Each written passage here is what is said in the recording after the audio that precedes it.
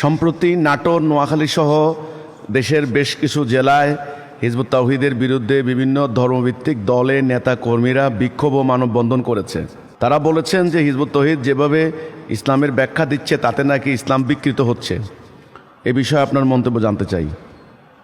বিভিন্ন ইসলামী দল কি একদম সোজাসুজির নাম বলেন, এটা হলো হেফাজতে ইসলামের তথা কাওমি মাদ্রাসার কিছু মোল্লা মুন্সি। আবার সবাই না, এটা একটা গোষ্ঠী, অনেক ভাগ আছে ওদের ভিতরে।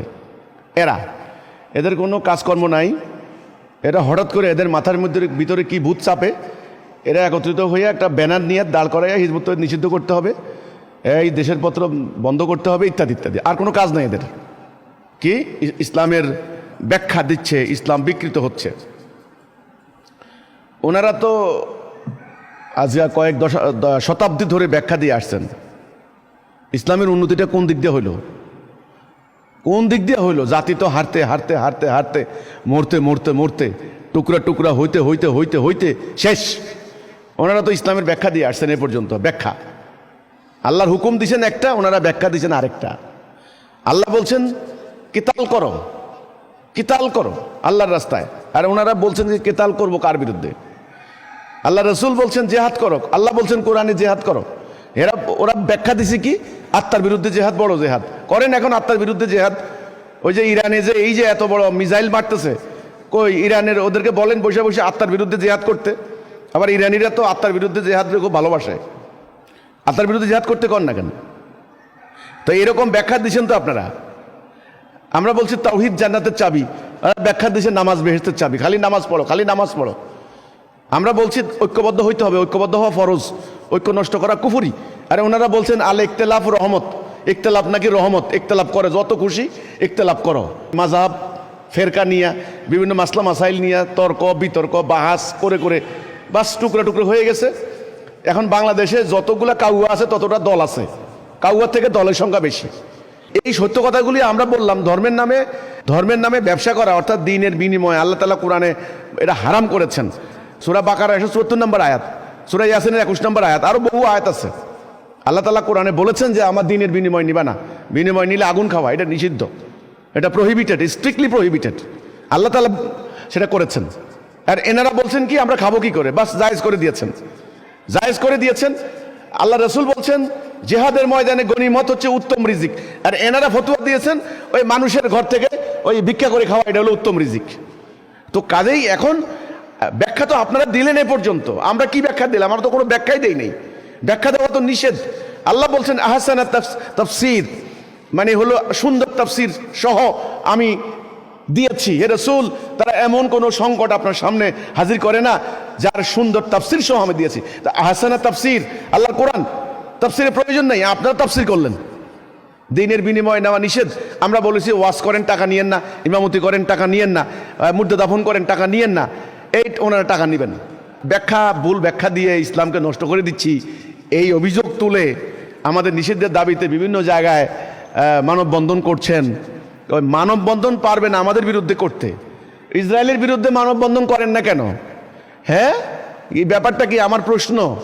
সবাই মিলে সব মৌলানা মুন্সি যাইয়া ওই যে মানে সোহরাওয়ার্দী উদ্যানে মার্চ টু গাজার দিকে মার্চ করবেন, গাজা ধ্বংস করে দিছে, সেখানে করতে যাইয়া সোহরাওয়ার্দীর আর ঢাকা বিশ্ববিদ্যালয়ের আম গাছের একটা আমও রাখে নাই চুরি করিয়া, এগুলো আবার গাজা যাইব, মানে মুসলমানদেরকে রক্ষা করবে। আমার কথা কিন্তু শুনলে আপনাদের গায়ে জ্বালা ধরবে, আমি জানি। এখন যে ইরান ধ্বংস করে দিচ্ছে না, এখন বলবেন না, কেন বলবেন না? ভিতরে ভিতরে আপনারা আবার একটু মজায় আছেন তো। ইরান হলো শিয়া, মরুক শিয়া, এরা তো মুসলমান না, এরা কাফের। শিয়াদেরকে কাফের বলে রাখছেন আপনারা আজকে না, বহু আগে। তো আমার কথা হলো, নিজেরা তো এ পর্যন্ত জাতিটাকে কোনো ডাইরেকশন দিতে পারেন নাই, কোনো হেদায়েত দেখাইতে পারেন নাই, কোনো কর্মসূচিতে আনতে পারেন নাই, জেহাদের কোনো মন্ত্রণা দিতে পারেন নাই, শুধু প্রত্যেকটা শাসকের তাবেদারি করে গেছেন। ওই এক নেত্রীর মা জননী বইলে আমগো মা, কাওমি জননী, মাকে পিটাইয়া দেশের মানুষ বাড়ি করে দিয়েছে, সন্তানদের কোনো খবর নাই, সন্তান উল্টা মার লগে বেঈমানি করে। এই হচ্ছে অবস্থা আপনাদের। আমার কথা হচ্ছে এখানে আপনারা পারবেন গেলে আমাদের বিরুদ্ধে, কারণ আমাদেরকে আপনারা মনে করতেছেন সিটিং ডাক, হাতের কাছে আছে আপনাদের কাছে কাছে, এবার এদেরকে দুটা মারি নিয়ে আমরা ইমানের ইমান দেখাই, পারবেন না, আসলে আর কারো কিছু করতে পারবেন না।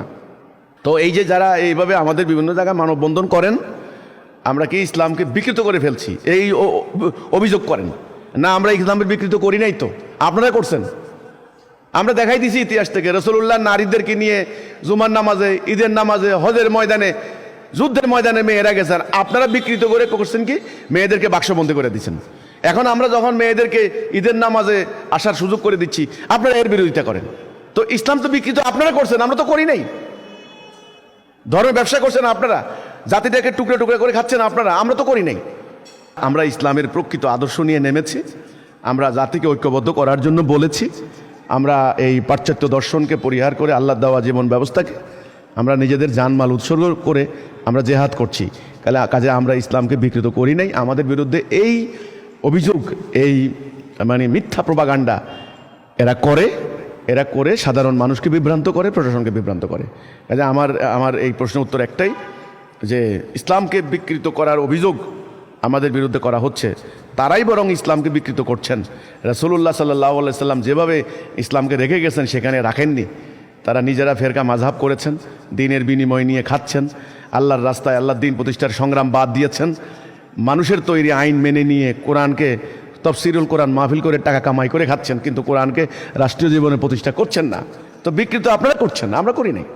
আর মেয়েদেরকে বাক্সবন্দি করেছেন, মেয়েদেরকে পুরো জাতির সামষ্টিক কাজে, সামাজিক কাজে অংশগ্রহণের সুযোগ করতে না দিয়ে বিকৃত আমরা করিনি, আপনারা করেছেন। আমাদের নামে এই ধরনের কথা বলে আপনারা প্রপাগান্ডা ছড়াবেন না। তো বিক্ষোভ মিছিল, মানববন্ধন যারা করছেন, আপনারা এ ধরনের অহেতুক, অনর্থক, বেআইনি, উগ্রবাদী কর্মকাণ্ড থেকে নিজেদেরকে বিরত রাখুন। পরিস্থিতির সামনে খুব ভয়াবহ আসতেছে, কিভাবে নিজেরা বাঁচবেন, নিজেদের সন্তানাদি বাঁচবে সে চিন্তা করুন।